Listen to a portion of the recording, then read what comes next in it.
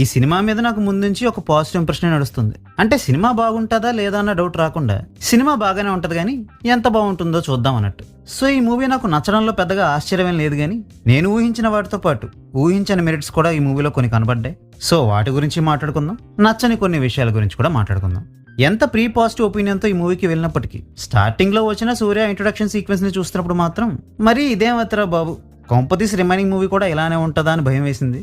But ఆ తర్వాత movie నడిచిన తీరు చాలా ప్లెజెంట్ గా ఎంటర్టైనింగ్ గా అనిపించింది. రెగ్యులర్ గా మన తెలుగు సినిమాల్లో ఒక మంచి వ్యక్తిత్వం ఉన్న ధనవంతుడిని ఎలా ప్రొజెక్ట్ చేస్తారు, అలాంటి స్టీరియో టైప్స్ తోనే సూర్య క్యారెక్టర్ ని కూడా డిజైన్ చేసినప్పటికీ కొన్ని సందర్భాల్లో ఆ స్టీరియో టైప్స్ ని బ్రేక్ చేస్తూ వాడు కూడా మనందరిలో ఒక మనిషే, వాడికి కూడా అందరికీ ఉండే డిజైర్సే ఉంటాయి. బట్ వాడు ఆ డిజైర్స్ ని చంపుకొని బతికేస్తున్నాడు పాపం అన్నట్టు ఎక్స్ట్రా కలరింగ్ ఇవ్వకుండా వాడికి అంత డబ్బు లగ్జరీ ఉన్నప్పుడు వాడు కూడా వాడి లైఫ్ ని ఎంజాయ్ చేస్తారన్నట్టుగా చూపించడం వల్ల ఆ క్యారెక్టర్ మరీ ఏలినేట్ అయిపోకుండా ఎంతో కొంతైనా రిలేటబుల్ గా ఉన్నట్టు అనిపించింది. అండ్ ఈ మూవీలో కొన్ని 18+ జోక్స్ ఉన్నా కూడా అవి ఎక్కడా కూడా ఎబ్బెట్టుగా ఇబ్బందికరంగా అనిపించకుండా సరదాగా నవ్వుకునే విధంగానే ఆ జోక్స్ ని కూడా పెట్టారు.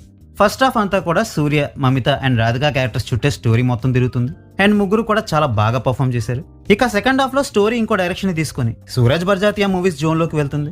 అలా వెళ్లడం వల్ల అసలు పాయింట్ నుంచి డైవర్ట్ అవుతున్నారేమో అన్న థాట్ ఇనీషియల్ గా వచ్చినప్పటికీ ఆ పోర్షన్ లో ఉన్న ఒక యాక్షన్ సీక్వెన్స్ తప్ప రిమైనింగ్ పార్ట్ అంతా కూడా నాకు ఎంటర్టైనింగ్ గానే అనిపించింది. ఇక ఫైనల్ గా ఈ మూవీని ఎండ్ చేసిన విధానం కూడా నాకు కొంచెం డిఫరెంట్ గానే ఉందనిపించింది. అంటే ఒక ర్యాండమ్ క్లీష్ ఎండింగ్ ఇచ్చేసారన్నట్టు కాకుండా ఒక మెచ్యూర్డ్ వేలోనే ఆ పార్ట్ ని డీల్ చేశారనిపించింది. కాకపోతే ఒక దగ్గర రవీనా టండన్ క్యారెక్టర్ ఒక డైలాగ్ చెప్తుంది about women's love and all. ఆ డైలాగ్ ని ఏ ఉద్దేశంతో పెట్టారేమో గానీ వినడానికైతే మాత్రం ఆ డైలాగ్ అంత బాగాలేదనిపించింది. ఇక పర్ఫార్మెన్సెస్ విషయానికి వస్తే యాక్టర్స్ అందరూ కూడా వాళ్ళకి ఇచ్చిన రోల్స్ లో వాళ్ళు బాగానే పర్ఫామ్ చేశారు. సినిమాటోగ్రఫీ కూడా చాలా బాగుంది.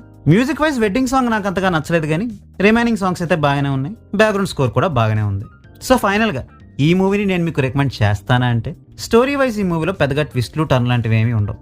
సింపుల్ స్టోరీ అండ్ చాలా సార్లు మనం మూవీస్ లో చూసిన సిచ్యువేషన్స్ ఈ మూవీలో కూడా ఉంటాయి కానీ మంచి moments, dialogues, likeable characters and actors యొక్క పర్ఫార్మెన్సెస్ వల్ల ఈ మూవీని చాలా హ్యాపీగా చూసేయచ్చు. కాబట్టి ఒకవేళ మీకు ఇంట్రెస్ట్ ఉంటే హ్యాపీగా వెళ్ళి ఈ మూవీని చూడండి.